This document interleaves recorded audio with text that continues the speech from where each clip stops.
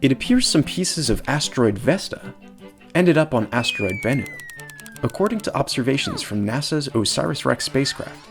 The new result sheds light on the intricate orbital dance of asteroids and on the violent origin of Bennu, which is a rubble pile asteroid that coalesced from the fragments of a massive collision.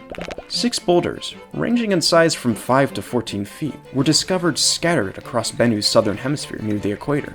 These boulders are much brighter than the rest of Bennu, with some appearing as much as 10 times brighter than their surroundings. The unusual boulders on Bennu first caught the team's eye in images from the OSIRIS-REx camera suite instrument. The team analyzed the boulders using an onboard spectrometer, which separates light into its component colors. Since elements and compounds have distinct signature patterns of bright and dark across a range of colors, they can be identified using a spectrometer. The signature from the boulders was characteristic of the mineral pyroxene from Vesta and the Vestoids, smaller asteroids that are fragments blasted from Vesta when it sustained significant asteroid impacts. The team tested a few different theories to determine the origin of these boulders. First, it's possible that the boulders were originally part of Bennu, or its parent body. However, this is unlikely based on how pyroxene is created. This mineral typically forms when rocky material melts at high temperature.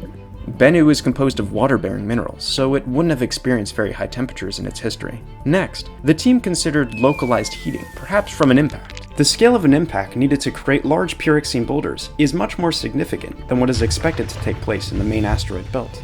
So the team ruled out these scenarios, and instead considered other pyroxene-rich asteroids that might have implanted this material to Bennu or its parent. This is possible because as asteroids move through the solar system, their orbits can be altered in many ways, including by the pull of gravity from planets and other objects, meteorite impacts, and even the slight pressure from sunlight.